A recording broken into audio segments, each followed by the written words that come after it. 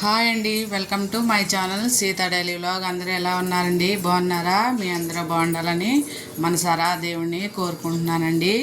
నేను కూడా బాగున్నాను. అన్నం వండేస్తున్నా. బాటిల్ అన్నీ నీళ్లు పట్టేశాను. ఫిల్టర్ ఆన్ చేశాను. చూసారా ఎండ ఎట్లా వేస్తుందో? మస్తు ఎండ వేస్తుందండి 9 గంటలకే. గిన్నెలు కూడా తోమేశాను. ఈరోజు నేను ఉలవచారు చేస్తున్నా.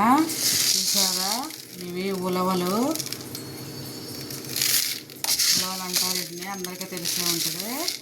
దీన్ని ఒక గ్లాస్ వేసుకున్నానండి. నేను పొద్దున్నే రాత్రిపూట నానబెట్టుకొని పొద్దున్నే చేసుకోవాలి. శుభ్రంగా కడుక్కొని వీటిని మంచి నీళ్ళు పోసుకొని నానబెట్టుకోవాలండి. ఈ నీళ్ళతోనే ఉడకబెట్టుకోవాలి. చారు చాలా బాగుంటుందండి. కాకపోతే చారులాగా చేసుకుంటాం మనం.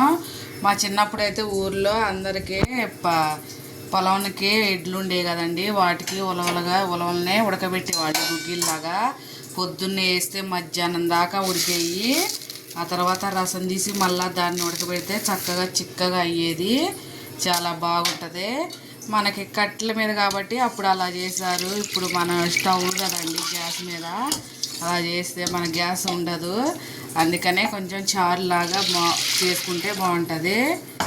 చాలా బాగుంటుందండి టేస్ట్. ఉలవచారు ఫేమస్ కదా. పొద్దున్న చేసుకోవాలంటే రాత్రి నానబెట్టుకోవాలి. రాత్రి చేసుకోవాలంటే పొద్దున్నే నానబెట్టుకోవాలండి. కంపల్సరీగా పొద్దున్నేంచి సాయంత్రం దాకా నానాలి. అలాగే నైట్ అంతా నానాలి పొద్దున్నే చేసుకోవటానికి. అలా అయితేనే ఉలవలో ఉడుకుతాయండి.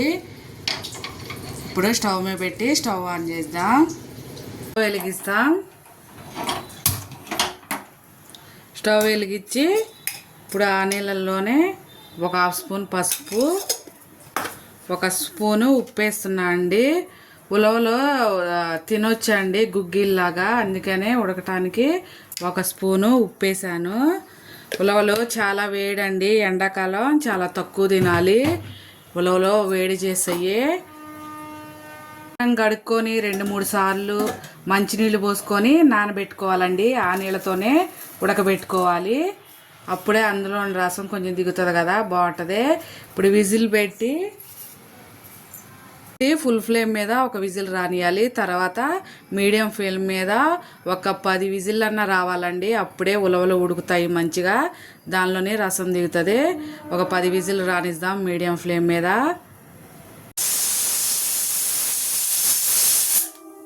హై ఫ్లేమ్ మీద ఒక విజిల్ వచ్చింది కదా. ఇప్పుడు మీడియం ఫ్లేమ్లో పెట్టుకొని ఒక 10 విజిల్లు వచ్చాక ప్రెషర్ పోయాక కుక్కర్లో అప్పుడు ఓపెన్ చేసి చూపిస్తా.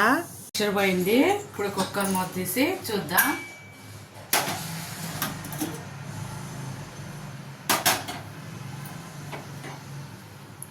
ఇప్పుడు ఒక గిన్నె మీద ఇలా స్ట్రైనర్ పెట్టుకొని దీనిలో వడపోసుకుందాం. ఇవన్నీ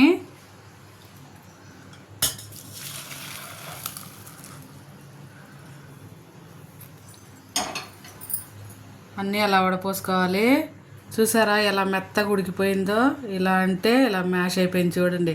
ఇలా ఉడకాలి మెత్తగా. ఇలాగే అన్నా నేను, చూడండి మెత్తగా ఉడికిపోయింది.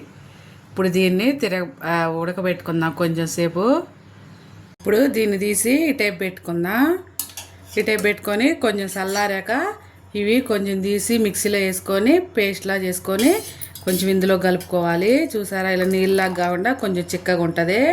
ఇప్పుడు దీన్ని స్టవ్ మీద పెట్టుకొని ఒక 5 నిమిషాలు మళ్ళీ ఉడికించుకోవాలి. వెలిగించి స్టవ్ మీద పెట్టా. ఇప్పుడు దీంట్లోకి 2 చిన్న ముక్కలు చెక్క, ఒక 4 లవంగాలు, ఒకటేమో యాలుక్కాయ వేస్తున్నా.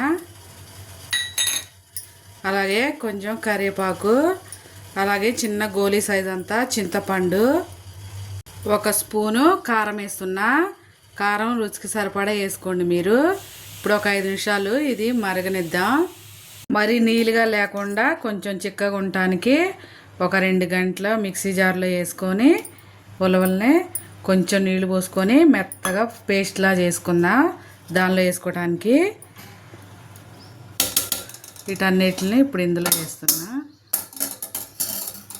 వేసేసాక ఇప్పుడు స్ట్రైనర్లో వేసి వడగొట్టుకుందాం. కొంచెం నీళ్ళు వేసి తొలకలుగా లేకోకుండా ఉంటుంది. ఇలా స్ట్రైనర్లో వేసుకుంటే కొంచెం గుజ్జుగా ఉంటుంది.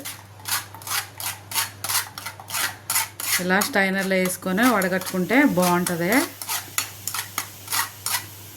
అయిపోయింది. దీన్ని పక్కన పెట్టుకుందాం. ఇప్పుడు దీన్ని ఇందులో పోసుకుందాం. అందులో రసంలో ఇందులో పోసుకుందాం. చిక్కదనం కోసం అండి, కొంచెం చిక్కగా ఉంటుంది, మరీ నీళ్ళలాగా లేకోకుండా బాగుంటుంది. ఇప్పుడు దీన్ని ఒక 5 నిమిషాలు మరిగిస్తే సరిపోద్ది. తర్వాత తిరగమాత వేసుకుందాం అండి. కొంచెం తగ్గిపోయింది, చిక్కగా అయిపోయింది. ఇలా ఉండాలి, మంచి వాసన వస్తుంది. ఇప్పుడు దీనికి తిరగమాత వేసుకుందాం. పెట్టుకొని దీంట్లో 2 స్పూన్ల ఆయిల్ వేసుకున్నాం.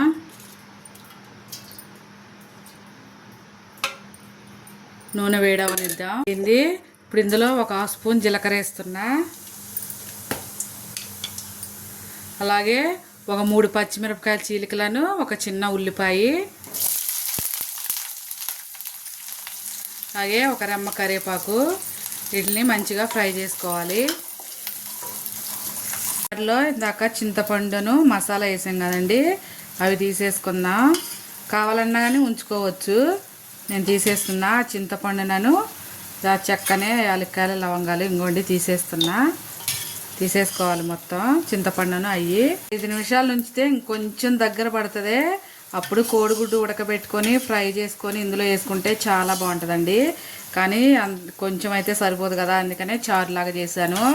అయిపోయినాయి. ఒక ఎండుమిరపకాయ కూడా వేసానండి, మర్చిపోయా చూపించటం. ఉల్లిపాయలు అయిపోయినాయి కదా. ఇప్పుడు ఈ చారుని ఇందులో పోసేసుకుందాం.